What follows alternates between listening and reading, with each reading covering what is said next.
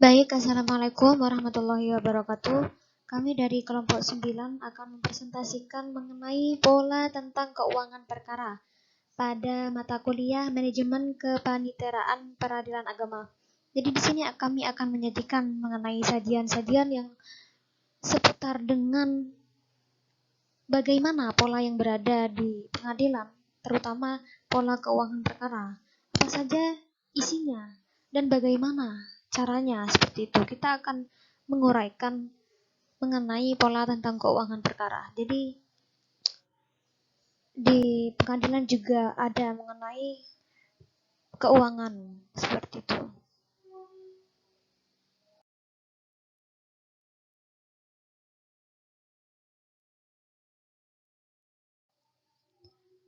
Dan yang paling awal kita akan membahas pengertian pola tentang keuangan perkara.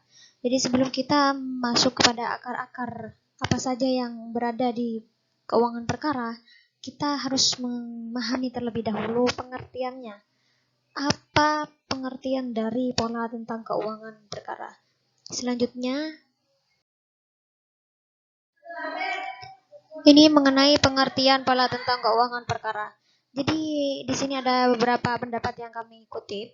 Yang pertama ada Rianto menjelaskan bahwa laporan keuangan menunjukkan keadaan perusahaan di mana nilai aktiva dicerminkan oleh neraca, utang, dan model sendiri. Dan hasil-hasil dalam 1 tahun dicerminkan oleh laporan rugi dan laba dalam 1 periode. Nah, jadi ketika dalam satu perusahaan kemudian dilihat pada 1 tahunnya, kemudian berapa tahunnya dari berdirinya perusahaan, itu lebih besar mana antara ruginya atau labanya? Ini menurut Trianto itu adalah mengenai ke laporan keuangan.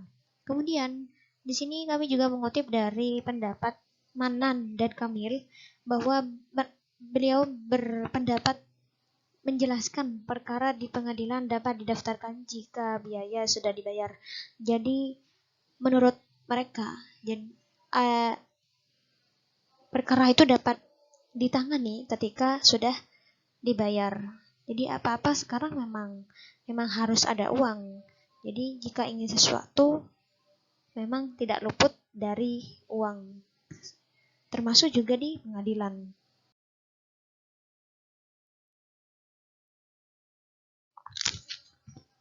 Nah, di sini dalam pelaksanaan pada tanggal 30 November 2015, Mahkamah Agung Republik Indonesia mengeluarkan surat edaran nomor bisa dilihat di slide-nya, yakni pedoman pola keuangan perkara pengadilan agama, yang mana standar pola keuangan perkara dimaksudkan untuk kesamaan pengelolaan, pencatatan, dan pelaporan keuangan. Di dalam pola tentang keuangan perkara ada juga buku jurnal perkara, yakni mencatat tentang kegiatan penerimaan dan pengeluaran uang perkara untuk setiap perkara. Dengan kata lain, jurnal tersebut merupakan rekening koran bagi pembayar panjar perkara untuk tingkat pertama, banding, kasasi, dan PK.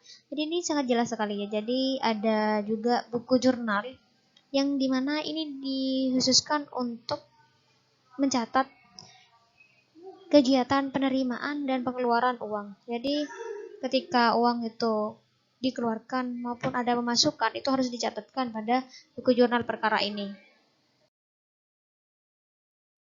Dan pengeluaran biaya perkara untuk semua perkara yang masuk di pengadilan dan dicatat setiap hari.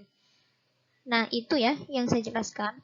Kemudian buku induk keuangan perkara ditutup akhir bulan oleh panitera diketahui oleh ketua pengadilan.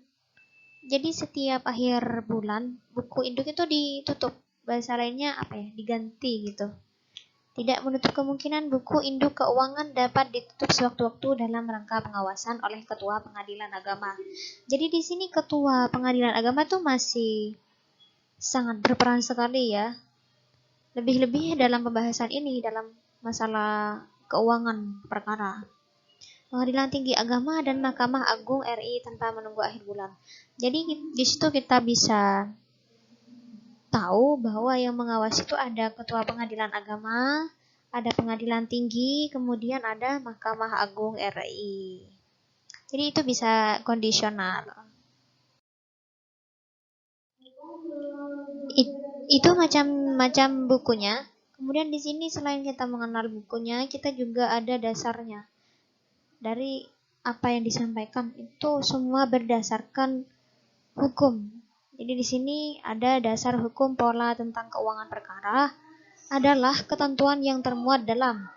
Yang pertama itu ada pasal 121 ayat 4 HIR atau RIB.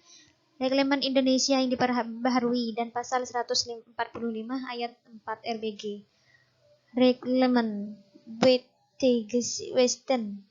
Kemudian yang kedua ada asas, tidak ada biaya, tidak ada perkara. Jadi ketika biaya tidak dimiliki, maka perkara tidak akan diangkat.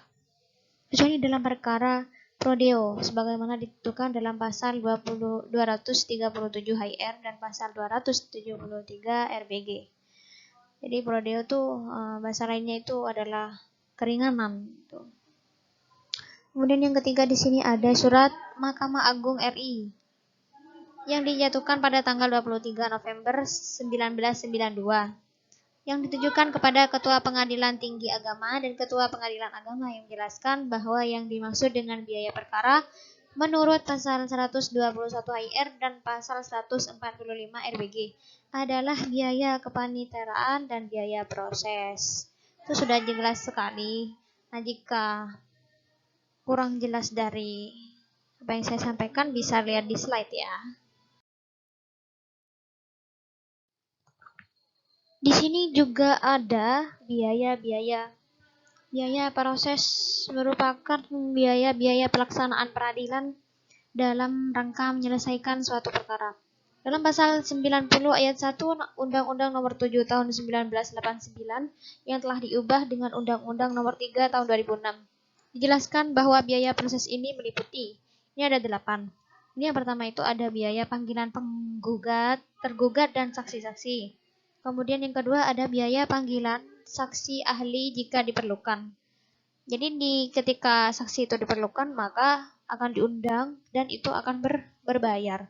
Kemudian yang ketiga biaya pengambilan sumpah. Yang keempat ada biaya penyitaan. Yang kelima biaya eksekusi. Yang keenam biaya pemeriksaan setempat. Yang ketujuh biaya untuk menyampaikan amar putusan. Yang terakhir biaya lain-lain atas perintah ketua pengadilan. Jadi ini mengenai biaya-biaya yang diperlukan nanti ketika hendak menyelesaikan suatu perkara.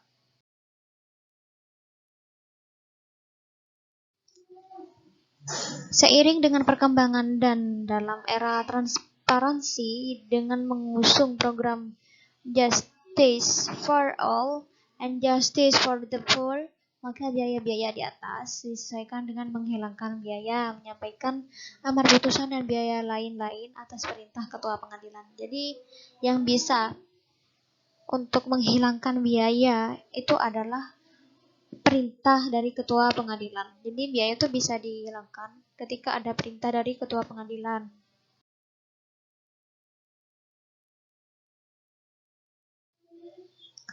Nah, ini sudah kita sampai di pada penghujung slide ya. Jadi apa yang saya sampaikan dari pengertian, dari dasar hukumnya, kemudian biaya-biayanya. Nah, mungkin hanya itu yang bisa kami sajikan mengenai semisal ada saran atau komentar bisa dimasukkan di kolom komentar ya. Jadi mungkin hanya itu dari kami. Kurang lebihnya mohon maaf. Assalamualaikum warahmatullahi wabarakatuh.